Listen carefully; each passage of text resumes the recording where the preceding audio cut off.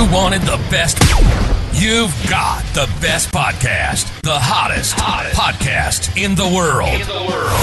The Chris Voss Show, the preeminent podcast with guests so smart you may experience serious brain bleed. The CEOs, authors, thought leaders, visionaries, and motivators.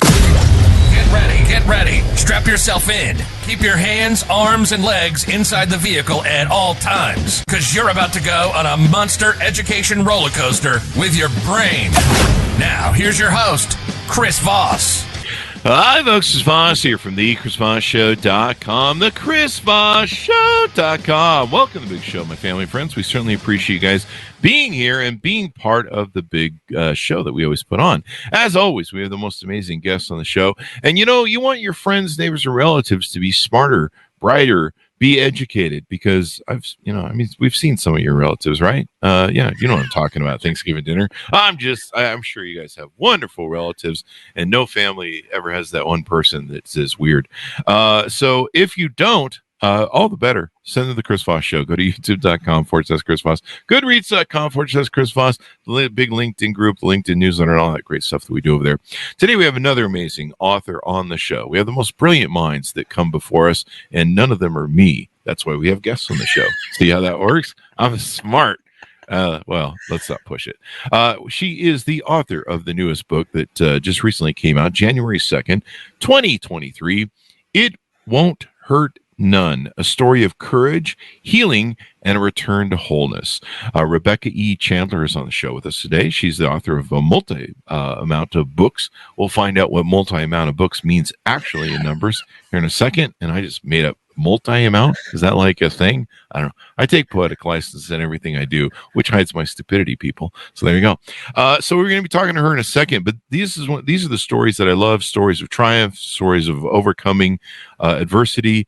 And, these are the real life lessons we learned in the story of life, because I didn't get an owner's manual. Maybe you did for life, but I didn't. And I'm still very hurt about it. You can tell I'm writing a book about how I'm really upset that no one gave me an owner's manual, and I'm just going to rant in it. So there you go.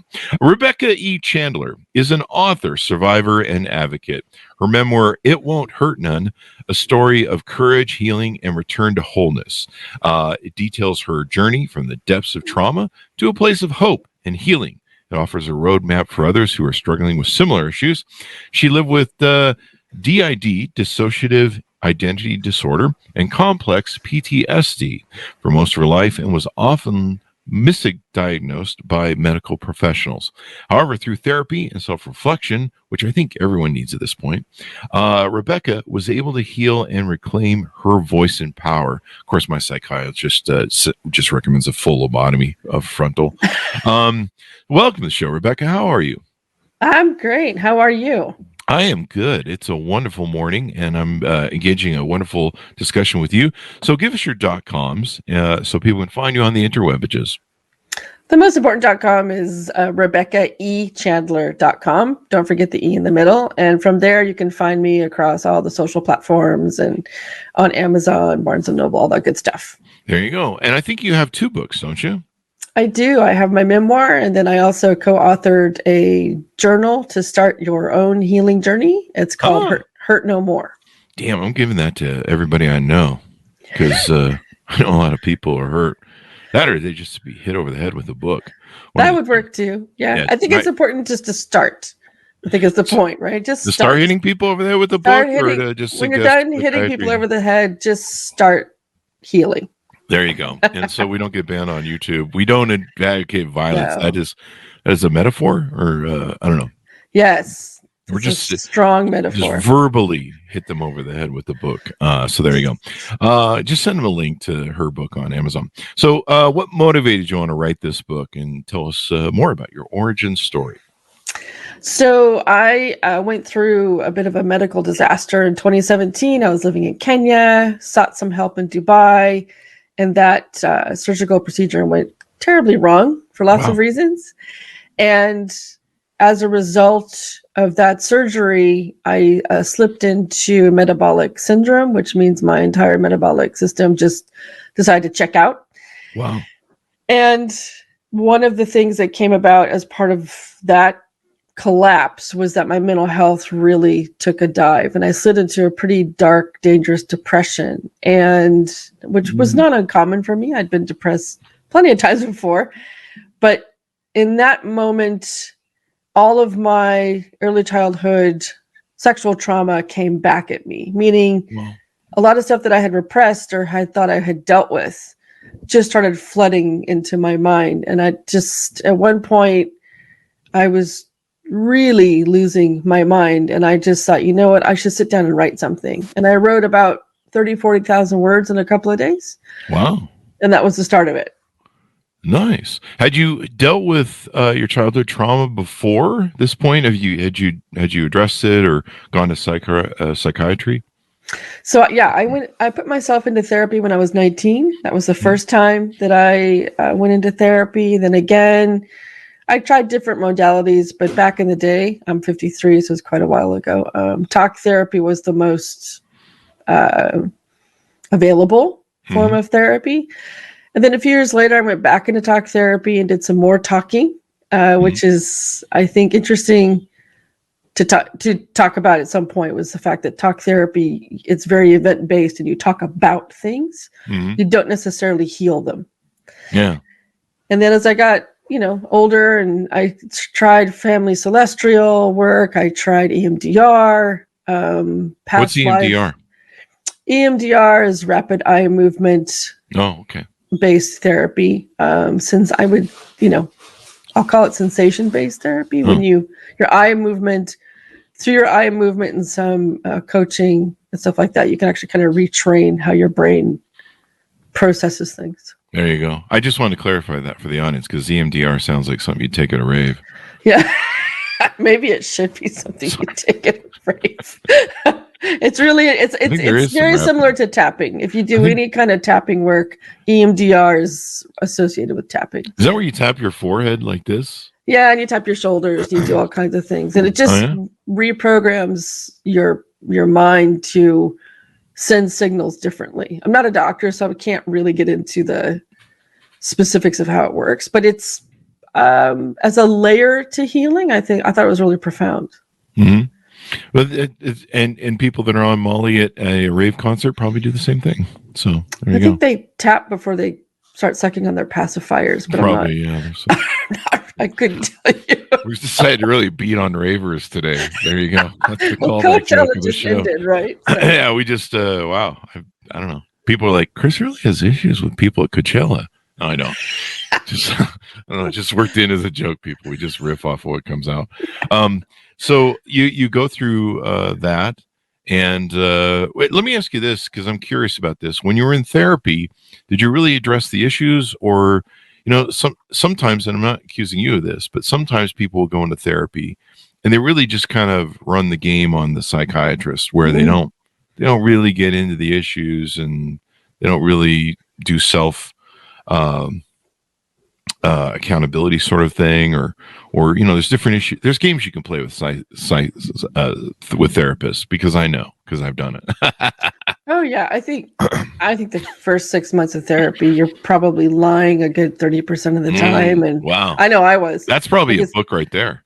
Yeah. Oh, because if you're coming out of the kinds of trauma that I'm talking about, physical trauma, sexual trauma, that kind of thing, trust is obviously an enormous issue. So it's one thing for me to sit in the room with a good therapist and have a solid conversation, but for me to actually tell you how I'm feeling, or actually tell you about the demons running around in my mind, that takes a lot of trust. And if I don't have trust when I walk in the room, I have to build it. It takes time. So I did talk about my abuse, and I talked about my parents' divorce when I was quite young. And that was, it's interesting that feels like it probably consumed as much time as my abuse. Mm-hmm. When I first put myself into therapy, I was 19, 20. I wasn't really ready to talk about the details of the abuse. And I think I was just it was kryptonite. It was too much. And then later, when I went back to the same therapist who I talked about in my book called Dr. D, he's really great. And we talked a little bit more about the details, but I think there were a couple of things happening. Trauma was still a new conversation. Mm-hmm. Certainly dissociative identity disorder, which used to be called multiple personality disorder, was was not common. So I was labeled bipolar at one point because bipolar disorder and trauma share a lot of the same symptoms. Mm-hmm. And unfortunately, I think people of a certain age, before trauma became this kind of household conversation and PTSD became much more on the tip of everyone's tongue, a lot of people were put into this box of bipolar disorder. And if you're bipolar, your therapy, in my opinion, changes from deep exploration to how do I regulate? Mm-hmm. So the therapy didn't get into the details until quite a bit later. Now, you entitled the book, "It Won't Hurt None." Where does that come from? When you're the first person to ask me that question, that's so interesting. That's what we do here at the show. I love that question. Finally. I mean, there's a power to it as to why people choose their titles. And so it's important. When I was being sexually assaulted by my maternal grandfather from the age of 5. And when I was 13, there was one evening at my grandparents' house, and we'd had dinner, everyone else had gone to bed, and I was talking to my grandfather, and I got up to go to bed like a normal, and I thought that the assault had ended because it had been a couple of months since the last assault.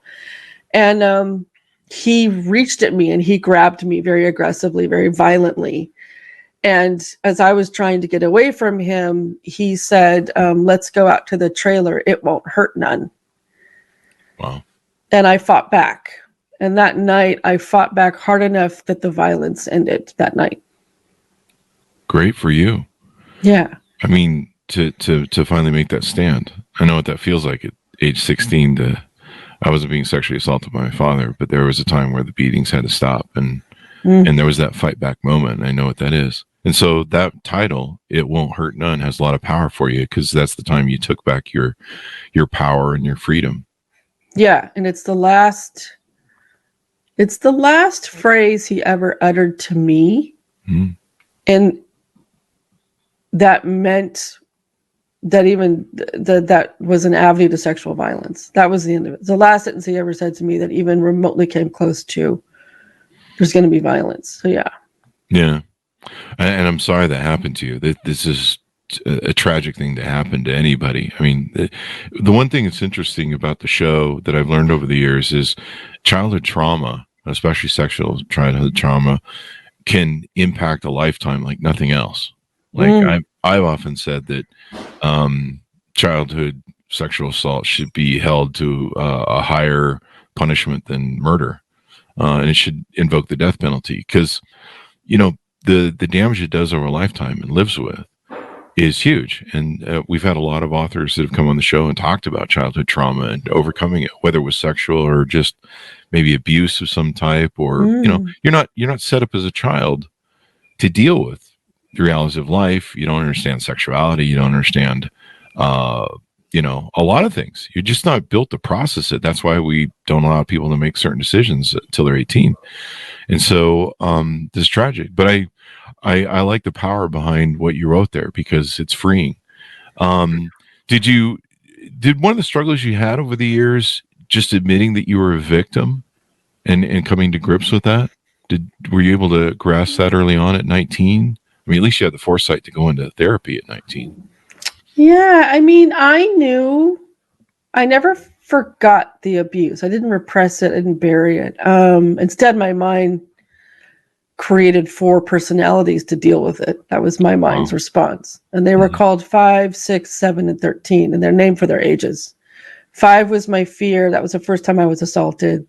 6 was my shame, which was I didn't discover until I was in my 50s. 7 was my sadness. My parents got divorced when I was around 7. So in addition to sexual violence, there was just upside down inside the house. And then 13 was my anger. It was when I fought back. So I knew this is how my mind worked at the time. I'm being abused. This is wrong. I'm going to have to go see a doctor someday. That's kind of how I thought about it as a teenager. Wow. And then when I was in high school, I identified my personalities. But I didn't know that they were, I didn't know what it was. I didn't know what to do with it. I just knew that they existed. And when I was 19, I became incredibly depressed. And I came really close to following through with self-harm.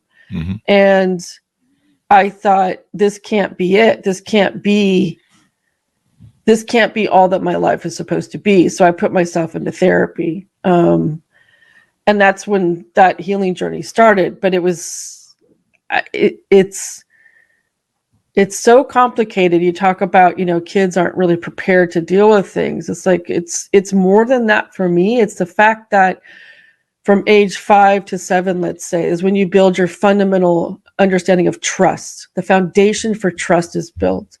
So the fact that I didn't have a foundation for trust means that my entire adult life, including through today, I have enormous trust issues, and that bleeds across professional and private parts of my life. So certainly trauma and sexual abuse, you're right. It's a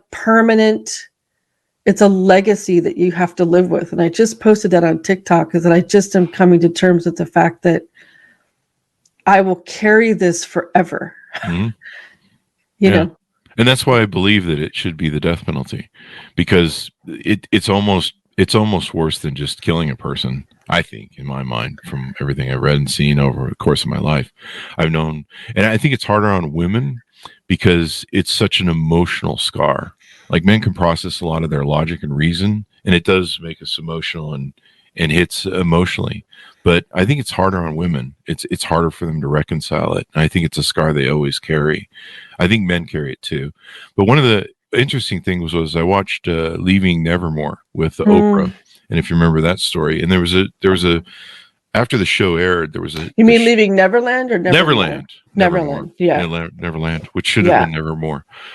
Must have been a slip there, what I thought. But the Oprah show that she did afterwards, she talked to the two boys, and there was a guy who got up in the show, and he'd written a book on being assaulted sexually by the local police officer in his town. It was kind of like one of those, what was that one movie? But he talked about how the poison inside you is the thing that kills you, because you can't admit to it or deal with it or process it. And until you release the poison and talk about it and get it out there. And the reason I'm talking about this is, hopefully if someone in the audience is listening, they've been through this experience and they haven't reconciled it, maybe they can get some help, and maybe they can realize that sometimes admitting that something happened to you and dealing with it and processing it and talking to other human beings about it, you realize you're not alone. And that's the sick thing about how this whole thing works. As a child, you're alone. You don't know who you can talk to. People who trust you are betraying that, and off you go. So as we go through the book, it's a story of courage, healing, and return to wholeness. Do you talk about your journey? Tell us how that works. Yeah, I do. I mean, it's been a funny life, right? So I got a job in marketing when this was all going on in my early 20s. And then I moved from LA to DC to New York, and I became a producer. And so my career built pretty quickly, and it was going really well. And it's interesting that a lot of the reasons why I'm a good producer is because I like to be in control, and I have the ability to survive. So it's just perverse that the fact that I'm so resilient and so agile, and I can pivot immediately, and I can read the room, which is, if you're a good producer, if you spend 60 seconds on set, I can tell you where the problems are. Mm-hmm. I don't even have to talk to people. I can tell you where the energy is off over there. This is not going on, whatever. And it's just a little bit perverse that I'm really good at that job because I was sexually assaulted for 8 years. So it's turning all of that garbage into an avenue where you can live and survive and get on with life. And that's what I did for most of my life, right? It's just get on with it. And it's yeah. And it's actually, I mean, it's weird to say, but it's actually a little bit empowering because it gives you skills that, are not only survival, but you can excel with, Yeah. The trick with it though is that all of that resilience, people begin to count on it with you. And so the softness you may need to share with people, the vulnerability, to use the new word of the day, right? The vulnerability that you may need to share with people to get help, to be in relationships, to do all those other things, it doesn't exist. The softness doesn't exist. So if you do ask for help, and if you aren't being as resilient as you normally are, people don't know what to do with you because you've always been resilient. And I think that it's been difficult lately for me to realize that it's going to take a long time for me to convince people that I've known for decades that the person I was as a survivor no longer really exists. And I am vulnerable, and I am soft, and I am all these other things. I just didn't know how to share them until now. There's an essence too between how people behave in both the masculine and the feminine. And the feminine usually has to have that softer person you're talking about, usually has to have a very safe space to exist in. And if it doesn't have that, then it goes to masculine. And it's interesting to me because, like you mentioned earlier in the show, it's hard for people to trust that have been assaulted and had childhood abuse because they can't.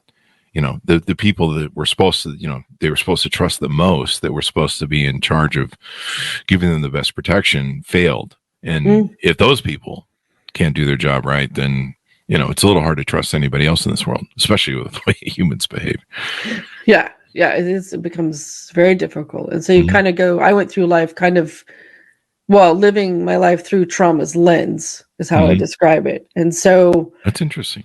And it's, every aspect of my life was lived through trauma's lens. So not just relationships, but my finances. I'm not particularly great with money. I'm better now than I was before, but that compulsive need to spend and gifts were my love language. Like, if I buy this for you, will you please love me? All that stuff. Right. Wow. And compulsive eating was also a problem for me. And it's still something I'm working on. And so it's not that the trauma just affected my relationships or just affected one aspect of my life. Trauma bleeds across every part of your life, and you might not even notice it. You might not become self-aware about it until you've done quite a bit of healing work.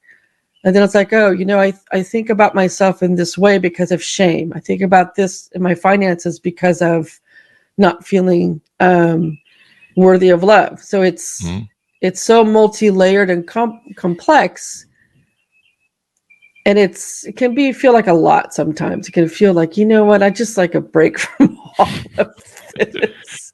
I just like to wake up and not have that lens. Yeah, it's an emotional scar. I mean, it really is. Yeah. And I don't think I don't know if it ever fully heals. I'm not a psychiatrist. Clearly, I haven't worked through people's stuff. But I think, well, you tell me, what do you think about that? Does it fully heal? I don't. In my own journey, I would say that I no longer experience DID. I no longer have multiple personality disorder. So there's huge amounts of healing that you can accomplish, and I would just say to everybody, you can heal quite a bit of yourself. But I do think that there's always going to be some legacy, some remnants. But I do think you can diminish your triggers. You can heal quite a few pieces of yourself that make life brighter and fuller and happier. But it's going to take some work, Let me ask you this. Is telling your story helping you feel healed? Writing a book? Yeah, the book definitely felt like a full stop at the end of a very long paragraph. What I'm finding now is that I wrote the book, the books are there, and now my body and my mind are kind of like, okay, let's go. What's next? There you go. Yeah. So there's something about me not needing to sit in it and kind of simmer in it anymore. That, which is interesting. I didn't really know what to expect from writing the book. I didn't know how to necessarily receive other survivors who reach out to me. which has been really interesting. But yeah, I think it's all movement, and hopefully it's forward at this point. There you go.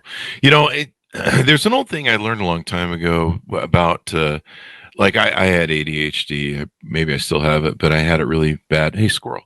That's a joke, people. Squirrel. I'm glad you love that. I get that joke. Yeah. I steal stuff off the internet.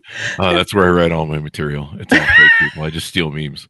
So, no, but one thing I found was with an ADHD brain, I would sit at night thinking about and worrying about all the stuff that I had to do the next day, especially in business.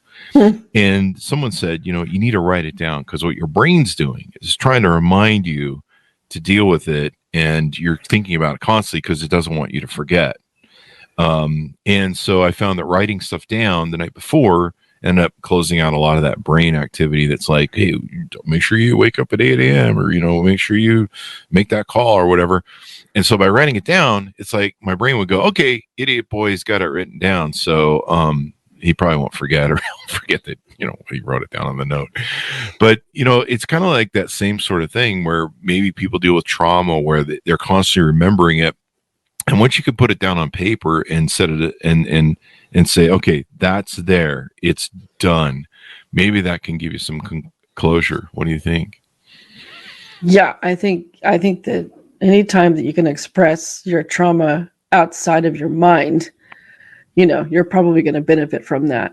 I also think that my hamster wheel, I don't know what your hamster wheel sounds like in your head. My hamster wheel, when I finally asked my somatic healer about it, I said, I can't stop this loop in my head. It will not stop. It was relentless. And it was about food. It was, don't eat that, what are you doing? And what's interesting is that it was revealed to me through a lot of work that it was shame. And shame is a really pernicious, destructive voice, because shame is, you have to do this, you have to do that. Or what about this? Or why'd you do that? You. For me, it was the you voice in my head. You made this decision. You made that decision. And once I was able to identify that the you in my head was not me, it was shame, then I was able to actually go into a somatic experience, a meditation basically, and talk to shame directly. There you go. And what are you doing? Why are you doing this to me? And shame, it's like, well, I'm hurting. I have to share my hurt with you. Yes, but you're destroying me. Yeah. So we're going to have to find some kind of reconciliation. So I think when your mind races like that, for me, it's just a reminder that there's something unresolved. And you hit a wall, I think, at 50, did you say, when you got injured in Kenya, or you had the medical issues in Kenya? What reopened that wound, or what do you think caused that to reopen? So I was 47 and I was living in Kenya, and I had to go to Dubai to have a fibroid tumor removed, which is not a big deal. Women get them all the time, right? It's pretty normal stuff. And as a part of the conversation with the surgeon, who I call the cutter in my book because she's a wretched human, we discussed whether or not I should have a hysterectomy. And it was the removal of my uterus, my womb, that sparked this enormous wave of guilt and sadness about not being able to have children. And I knew I couldn't have children. I tried to have children. My womb was so traumatized that I was not able to conceive. So, but I didn't put all that together until the surgery. And then all of a sudden my mind went, what have you done? And I was overcome by the amount of sadness and grief that surgery sparked. Yeah. And the connection back to my abuse and the connection back to my infertility and all those things, it was all about my womb. It was absolutely overwhelming at the time. I can imagine so. I mean, a woman, and her biological self is her makeup, her identity. I had a business partner whose girlfriend had been traumatized at an early age sexually, and at 3, and couldn't have children because of it. And it's so hard because women have that innate nature that keeps us keeps the species alive to reproduce, and the biological clock and all that stuff. So it sounds like, it was the closing and reconciling of all that. So how did you deal with it? I mean, you mentioned you write about this in the book. I sought out a somatic practitioner in Kenya, and for those who don't know what somatic is the fundamental belief that trauma starts in your flesh and then it connects with your mind. And so if you experience any kind of sexual trauma, physical trauma, whatever, that if you don't fundamentally deal with the traumatized energy that's actually in your flesh, and if you want to read a book called I can talk now. A book called The Body Keeps the Score. That book explains powerfully that trauma begins in your flesh, and the message that's received in your flesh then gets shared with your mind. Now, your flesh can't rewrite that memory. It can't say, oh, it wasn't that bad, or that's okay. Your mind, however, can do a lot with it. And like, for example, my mind said, you know what, we're going to split this off, create a personality to hold on to that because it's too much. So I went through a series of somatic coachings in Kenya, and then I moved to Singapore and then back to LA, where you address the trauma in your flesh and reconcile with your mind so that the two are no longer at odds with each other. Because if my flesh is saying we were traumatized and this happened, and my mind is saying, no, it didn't, or it wasn't that bad, or let's not remember it, there's a disconnect between your mind and body, and it creates friction. And in that friction, you get depression, you get physical health issues, you get all kinds of things because your mind and your body are not in sync. And somatic work essentially is a series of really deep meditations, visualizations that are guided by your healer, where in my experience, I confronted my personalities. I got to know them. I talked to them, reconciled with them, and integrated them. I also confronted my grandfather in those meditations. Wow. And we beat the hell out of him in one particular meditation. And so these confrontations and these moments, they're very real to your mind and to your body. Whether the fact that it's all happening in your head is kind of irrelevant. They're real for your mind and your body, and they were very healing. And at the end of it, my personalities were released. They were, So it's really profound healing, and I think that it's a great layer to all the other kinds of healing you can do. I'm going to have to check out this book, The Body Keeps Score, Brain, Mind, and Body and the Healing of Trauma. It is the definitive book on trauma and PTSD and what it does inside your body. Yeah. I'm going to have to check that out. You know, I've been single and dated all my life. I've heard so many women's stories of their childhood trauma. I could write 5 books, and it's horrific. It's just extraordinary to the amount that I've seen, and the poor choices of parents that they make. There's a lot of data on this if you pull it up, but I've seen what I'm trying to communicate is I've seen, not only the stories of what happened as a child, but what it's done in the damage to their lives and how they've gone through it. So do you think like the therapy you had at 47 plus was maybe the therapy you needed at 19?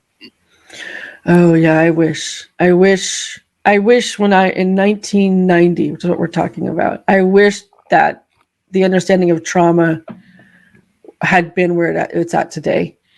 I wish that the understanding of PTSD, complex PTSD, all of that had been available back when I started. I wasn't diagnosed to having DID until I was in my 40s. So I lived a life through a traumatized lens with the label of bipolar.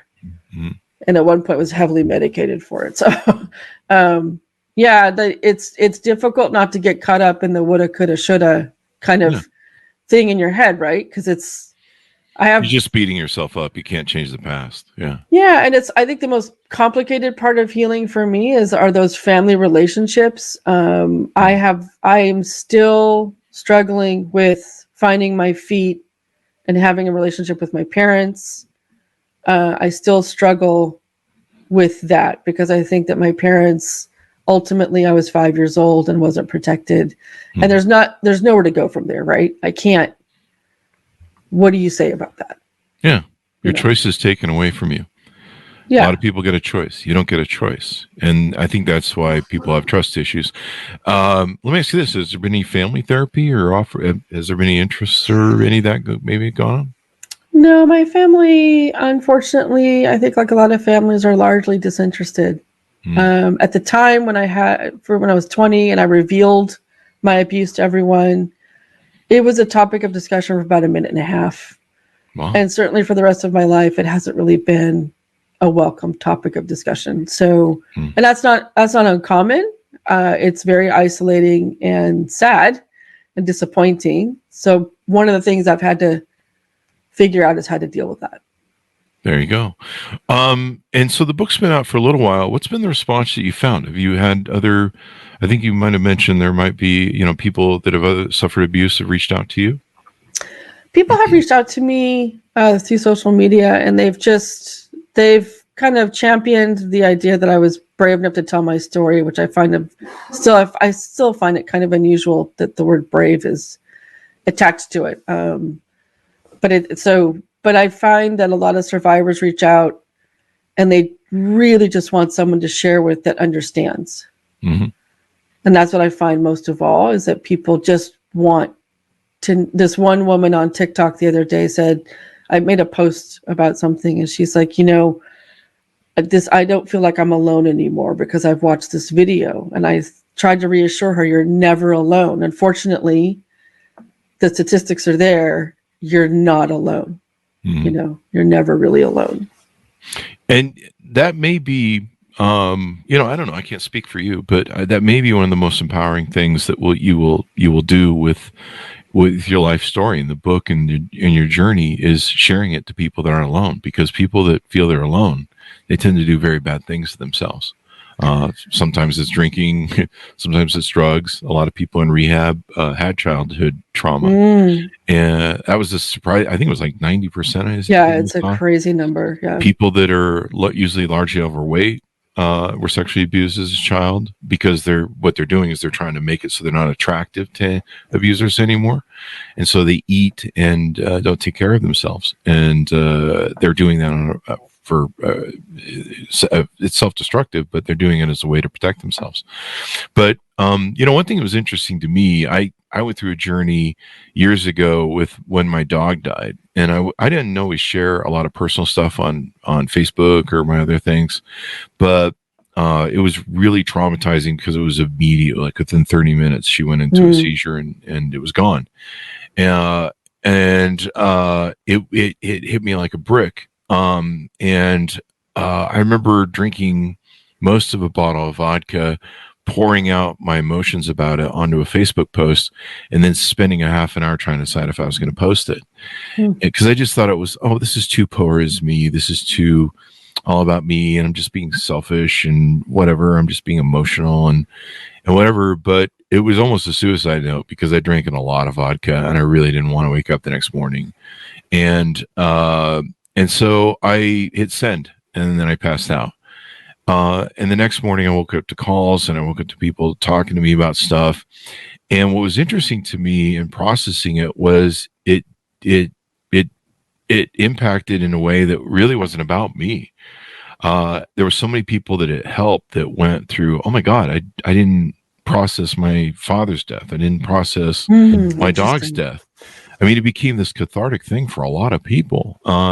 People shared their feelings and opened up to me. People wrote me about how it helped them with their things. And I know that journeys like yours, because we've had a few people on the show that have written about this and talked about childhood trauma, including psychiatrists that have dealt with it. And one of the things that comes out of this that you may find is a beautiful thing is that you help other people. I mean, I've had people on my Twitter that told me they were going to commit suicide that day, and something I said that was positive made them not do it. And that's crazy to think about, that you would have that sort of impact without really that intention. But, helping people, sometimes that's what we do in life. We share our stories and it helps other people, because that's the life manual for life. Yeah, I think I hope that my story inspires other people. Mostly, I really hope this story inspires people to get help. To really, and I try to describe people. I think by and large, people are afraid to go into therapy because they're not quite sure what happens in that environment. They don't really trust the environment, right? Trust is a big deal. But I would just encourage people to consider the fact that therapy is the one environment you're going to go into where you actually control the narrative. You control your story. No one's going to replace the words you use. No one's going to tell you it's not true. No, that's not going to happen. And so I think that for survivors, it's really important to know that you've probably never felt like your narrative was ever fully in your control, because you've got family who have an opinion or friends who have an opinion or whatever. But in therapy, you're actually totally in control. And I know from my experience, it was like the first time my shoulders actually relaxed. It was really? The first, yeah, because I actually felt like I'm in a completely objective space that I control. And if I went in, and the first time I met my first therapist, Dr. D, he said, "Tell me why you're here." And I said, "I was abused by my grandpa." And I started crying. That's all I said. I didn't go into the details. I didn't get into the nitty-gritty of it for a very long time.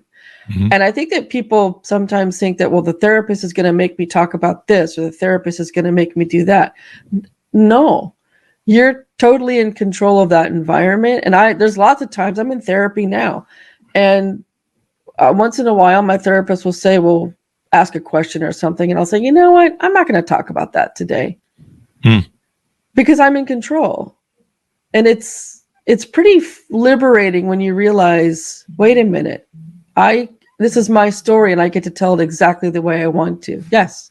And it's really freeing. So I just hope that people get help. There you go. Now you've made a journal, a guided companion journal. Tell us about that people can get on Amazon as well. When I finished my book, I felt like things were incomplete. And I thought, if you read my book and you want to know how do I get help, I felt responsible to leave a tool behind. So I reached out to my very good friend, Aparna Ramakrishnan, who has a master's in social work, and she works a lot with the CDC and other groups. And we put together this journal called Hurt No More. And it's really the fundamental first steps to starting your healing journey. And it guides you through some exercises, gives you some things to think about. And the first exercise, or the first step, is just write it down.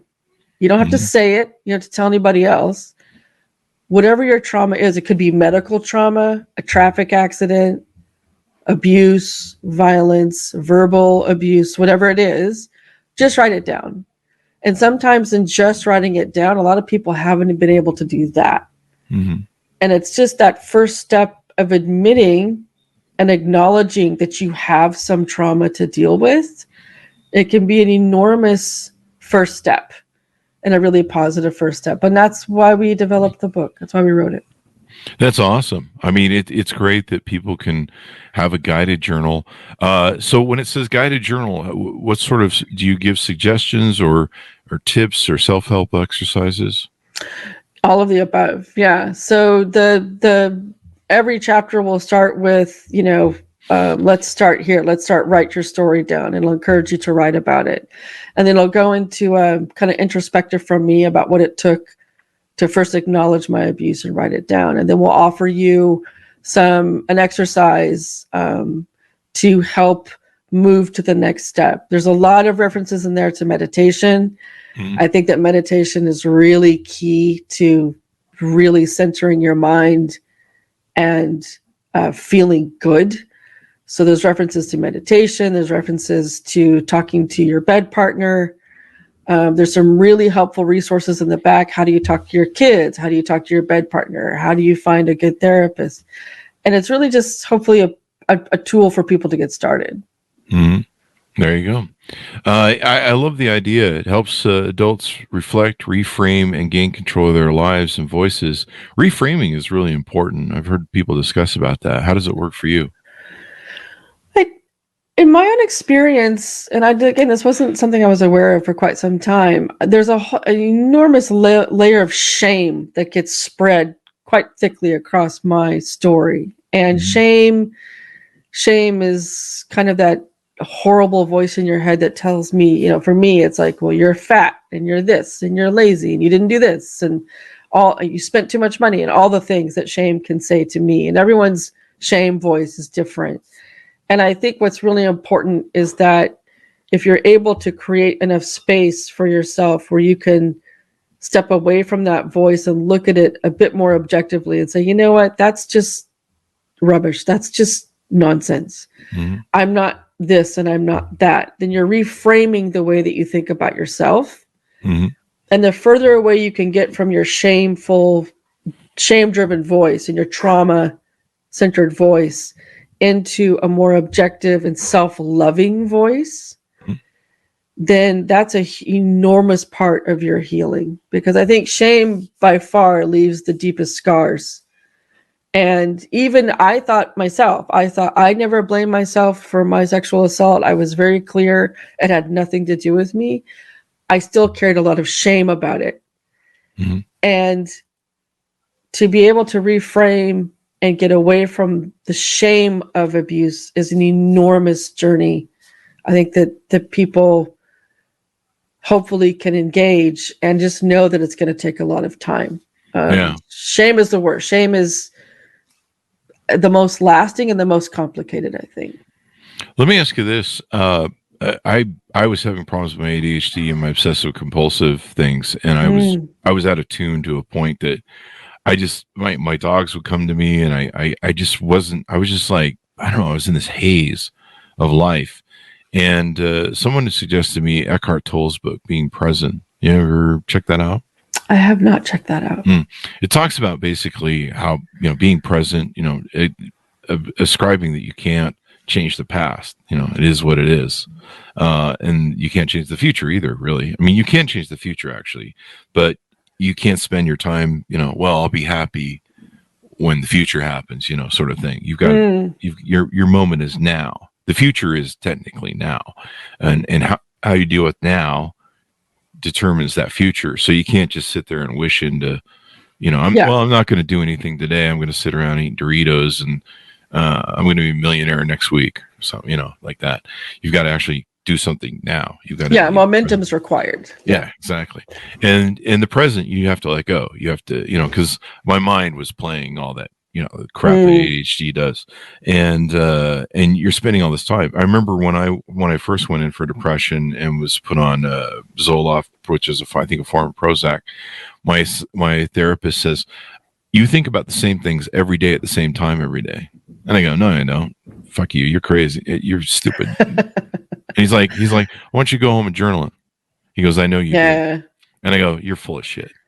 And so I went home and journaled it. And I was like, in like 11 o'clock, I had topic, same up on deck every single day, 10 a.m., 11 a.m., whatever the thing. I had a whole freaking agenda of rotating anxieties, I suppose you call them. So therapy helps. And this is why I like discussions like this, because hopefully we can help some people and help everyone get the story out and tell you story, which is your story, which is empowering, and you're taking your control back. I think it's interesting. There's a lot of science out there about gut health and how it affects mental health. And I wonder if your digestion, notice the cat, your digestion had anything to do with the timing of those rapid cycles or those mini cycles. And I think it's something that people need to consider is what you're eating feeds your mind, and it feeds if you have a lot of things in your diet that have a lot of sugar, for example, and everyone knows at this point sugar is pretty evil. You get these rapid ups and downs. Well, your mind will follow it, right? because the nourishment that it's receiving is erratic. And so I think healing is complicated and it comes in layers. You can't ignore the physical while you focus on the mental. You really need to heal both. I personally believe that you process trauma. I don't like the phrase of getting over things because I don't think that that's necessarily healthy. I think you get through them. And what I learned, the biggest lesson I've learned in healing over the past few years, particularly with somatic work, is that trauma is energy and it comes at you and you can either deflect it and push it away, which means it's going to come back at you even harder and heavier than ever before. Or you can, for me, I visualize it as a ball of light, let's say, and I catch it and I control it. And then as I push it away from me, so I receive it and I push it away from me and I just say no. So I'm not fighting against it anymore. I'm not asking trauma to go back, double down, and come back at me again. I'm receiving it. I'm letting it pass through me, and then it leaves me. And the more that I visualize, if I get a voice in my head that's unkind or impatient or whatever, I literally stop, visualize it as energy coming at me, and I catch it, stop it, and release it, and I move on. And there's an enormously helpful book called The Expectation Hangover, which after you read The Body Keeps the Score, I highly recommend that book. And it talks about, if you want to talk about living life in the present, I didn't live life in the present until about 9 months ago because I was living through a traumatized lens. So I was always living 1 foot in the past, 1 foot in the present. And that's just creates conflict in your body and in your mind. And I had to become a whole person again and not have multiple personality disorder and not have all these other things going on before I could actually be in the present and not tethered to my past. And it's something to write a book and talk about living your life in the present, but I don't know what the book talks about, but certainly there are layers you have to go through to get to the point where you're no longer responding to your past. Yeah, definitely. And it's interesting journey. You brought up gut health. We've had authors on the show, at least 2 authors on the show. They're psychiatrists or medical people, and they found gut health affects brain swelling. And there's even one we had on who claimed it tempered a little bit of autism. I mean, it didn't resolve it, but it helped reduce some of the effects of autism. Yeah. I thought that was kind of interesting. This is a doctor who'd been doing this for 25 to 30 years. So we don't really put quacks on the show.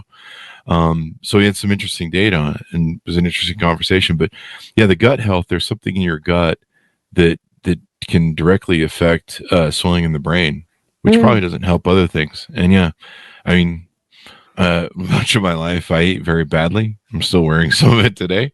And it probably didn't help the rest of me going on. So that's why it's important to fix that, square that hole too as well. But it's, you make these, I make these choices, and I made choices about what to eat, what to spend, where to live, who to date, all those choices were made through a very sharp, kind of shattered lens that's called trauma. And so it's what's complicated now, and I'm 53 and I'm figuring stuff out, is I now have to convince my body that got used to a set of vibrations that it was comfortable in, right? Not healthy vibrations, but just that's what we're used to. And I now have to convince my body that those vibrations are unhealthy and I want a new vibration. And it's very complicated to convince my mind and body, no, we actually don't want McDonald's. No, we actually don't. We actually want to go to the gym because my body is so comfortable being in this other space. Anything new that's introduced to it, it goes, wait a minute. This is, I don't want this crap. Come on, let's go back to where we feel good. And it's hard to explain to people how it's just not a matter of willpower. Yeah. It's got nothing to do with willpower.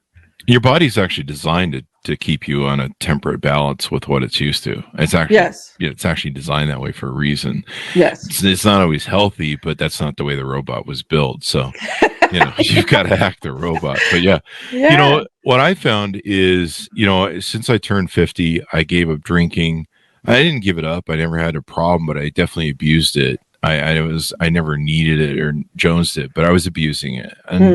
And for a long time, it was a fuel. It was the sugar of it. I think it was a fuel that was like, hey, I need to work a little bit harder on my entrepreneurial business, and I need to cut a few more hours of work here. And if I drink, I'll relax, or, I think I relax, and I can do more work. And so it was kind of that, it was one of those things. I mean, if I were drinking, I could party all night long when I was young, and we'd go to Sundance and we go to house parties all night long. And as long as the booze was flowing, it was like a sugar basically for me. It was a crack, but I didn't drink in the morning or have a problem with it. But, I just realized I was using it for a crutch. And I've also done the same thing with my diet, where I've lost weight. I've learned to eat better. Now I eat 1 to 2 salads a day. I buy all my salad stuff from a local farm that grows a lot of hydroponic stuff.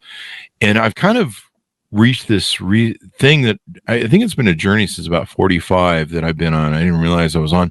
Basically, it was a way to try and find to love myself better. And in doing so, treat myself better. And I see drinking and I would love to enjoy it, but I know that a couple hours of fun means 3 hours of dehydration and body bloating and hell. The other night, I think I went out and ate something badly that I don't normally. I ate chicken nuggets at this place I used to eat when I used to work out. And it's really fatty and the sauce is bad. It's so delicious, right? And I was like, I'll just have a small one. And one of my problems is too, my body will take anything like protein and turn it into muscle, and then I'll gain 5 pounds. But it's usually muscle. And so now I've had to go back to the salads, but don't eat the big fatty stuff. My body is built to where if I eat that crap, it immediately goes, aha, fat. Turn that in there. That's the good stuff. That's a whole other conversation. Yeah.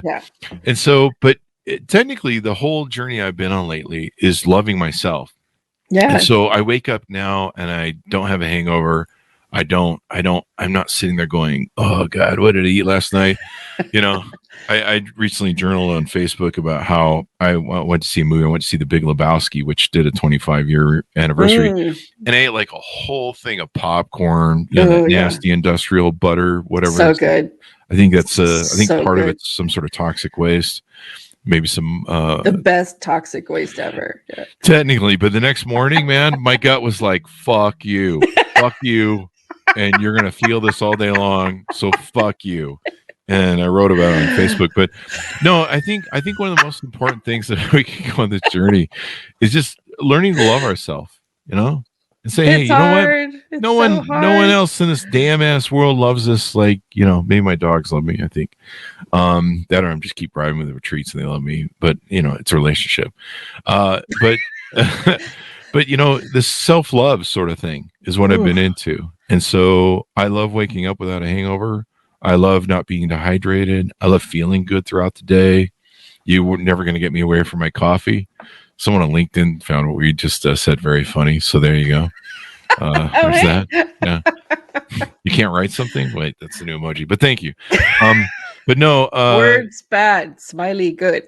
And maybe that's the journey that you and other people are on to try and see if we can't love each other and take care of ourselves better. Because that's the one thing we found in our lives is these fucking people, the rest of these people on this planet don't love us. So we might as well take care of ourselves and give us some self-love. Well, I think if you want to attract healthy love, it has to start with you loving yourself in a healthy way first, right? And then you set the vibration for what you're going to attract. So I practice self-love every day. I meditate every morning. I practice gratitude as part of that meditation. And I pick one thing about myself that I love. And this used to be really difficult for me. I gained 80 pounds as a result of my surgery and all that stuff. And I'm not happy with the way I look. But I started picking one thing about me that I loved. And that's what I practice every day. And that it makes a huge difference. Yeah. And is that incorporated into the journal? Yes. There you go. It's a whole chapter. There you go. You may sell more books of the journal than you will of your story. I doubt that one. Great. Whatever. But, no, good. I mean, I'm glad you've given people not only a book about your story, you've told your story, it empowers you, it gives you control back, it becomes your story and not what, somebody else's story of what they did to you. And there's empowerment there. And then also you've given people tools to help themselves. And this is how we learn. I mean, the one thing I've learned about all the authors and people we have on the show is that there is no life user manual, owner's manual. And so stories, movies, TV, books, all these things that we learn from are the ways that we kind of learn life. We learn about behaving in life. We also learn that we're not alone. And that's an important aspect that I hope people listen to the show. And if they know people who have trauma, make sure they don't feel alone, because that's the worst thing is when you feel like you're the only person in the world and your head's all messed up in that way where it's going, what? I don't matter, or I don't have value. Yeah. And that's not the right place to be. It's when you lose people. Yeah. Mm-hmm. You do. Yeah. And we certainly don't want that to happen. So a great journey we've been through with you on the show. Anything more you want to tease about the book before we go? No, just know that there's hope at the end. In life and in my book, there's hope at the end. So I love that message. There's hope. And that's what's the old saying? Life springs eternal. From hope. So there you go. So. I see what you did there. There you go. Get it? Rebecca, Rebecca, it's been wonderful to have you on the show. Thank you for coming on. Thank you so much. There you go. And let's get a plug out for your .com so people can find you on the interwebs too as well. RebeccaEChandler.com. Don't forget the E in the middle, and you can take it from there. There you go. And folks, order up the book wherever fine books are sold, and the journal. The story is It Won't Hurt None, a story of courage, healing, and return to wholeness. And if you're suffering from issues and stuff, reach out, talk to a psychotherapist and help, or psychotherapist. Psychotherapist? Is there a difference between a psychotherapist and a psych therapist? I think one's a word and one isn't, but we'll leave that to the others to decide. I met some psych therapists that were psycho, but that's a different story. That's next time. I've got some stories about that from my childhood. Oh, I have stories. Yeah, there you go. Stories. Oh, that's the next book. Yeah. So order up wherever fine books are sold. Available January 2nd, folks. Thank you for tuning in. Be good to each other. Stay safe, and we'll see you guys next time.